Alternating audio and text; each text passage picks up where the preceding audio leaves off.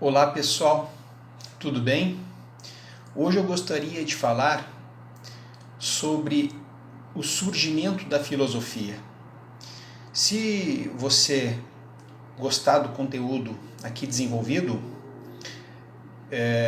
dê um like e caso ainda não seja inscrito no canal, se inscreva. Bem, a filosofia surge na Grécia por volta do século VI a.C. A palavra filosofia, etimologicamente falando, etimologia é o estudo da origem das palavras, da origem e da evolução das palavras. Então, etimologicamente falando, filosofia significa amor à sabedoria. Ela é formada por dois radicais gregos, philos e sophia. Philos significa amor e sophia, sabedoria. Essa palavra ela é atribuída ao filósofo Pitágoras. Então, se atribui a ele a criação dessa palavra. Antes do surgimento da filosofia, o que explicava e ordenava o universo, o que explicava os fenômenos naturais, os sentimentos, as emoções e dava sentido ao mundo para os gregos antigos, era a mitologia,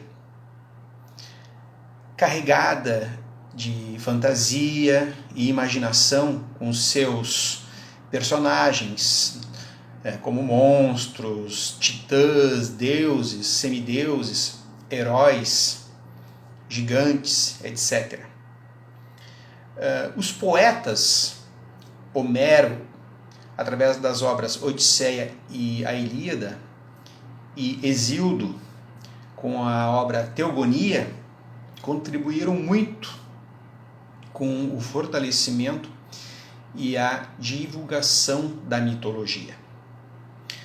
Os mitos eram transmitidos através da tradição oral, de geração em geração, pelos rapsodos, que eram poetas e recitadores, e desempenhavam um papel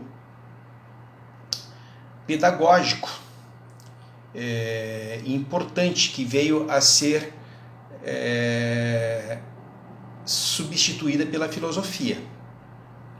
Ou seja, chega um momento, por volta do século VI a.C., que a mitologia perde fôlego, perde força, e a filosofia começa a ganhar campo.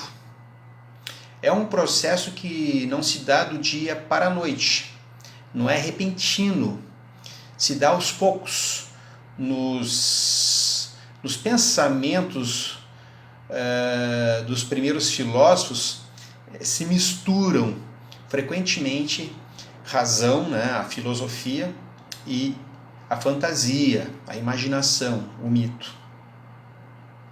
O que contribui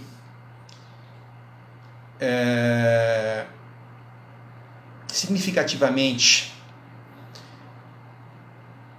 para o início desse processo de surgimento da filosofia e enfraquecimento da mitologia na Grécia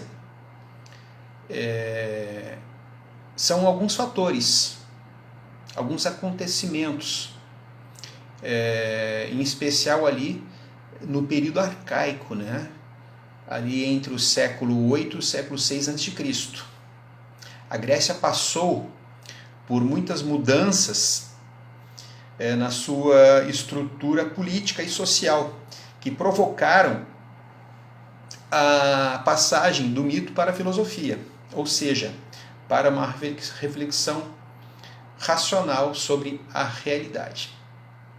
Entre as mudanças que podemos elencar como responsáveis por essa passagem, entre as principais mudanças, né, que podemos elencar como responsáveis por essa passagem do mito para o logos, para a razão, ou seja, para a filosofia, estão o uso do dinheiro, a lei escrita, a expansão das navegações e do comércio, e talvez, né, um dos principais acontecimentos é o desenvolvimento das cidades, as polis. Com essas mudanças, com essas mudanças e novos fatores, surge um ambiente mais complexo e uma necessidade maior do uso da razão. Então, assim surgem também novos questionamentos. Vamos usar o exemplo, né, do surgimento da polis, a cidade-estado grega, que foi algo bem marcante nesse período. Como a polis era uma criação humana e não dos deuses, ela tinha de ser ordenada e entendida racionalmente, e não com auxílio dos mitos. Então isso também se dava com o comércio, as leis escritas, etc. O mundo era mais complexo e a partir de então, e isso exigia uma reflexão racional maior. Mas o que aconteceu com o mito? Ele desapareceu? Não. Nas palavras do professor Antônio Charles Santiago Almeida, em sua obra Filosofia Política, o mito apenas deixa de exercer a função de explicação e se torna uma fundamentação, isto é, clarificação, exemplificação e facilitação do conhecimento. Bom, é fácil perceber a presença da mitologia na literatura, nas artes plásticas, no cinema, no teatro, etc. Então, no período arcaico, com o enfraquecimento da mitologia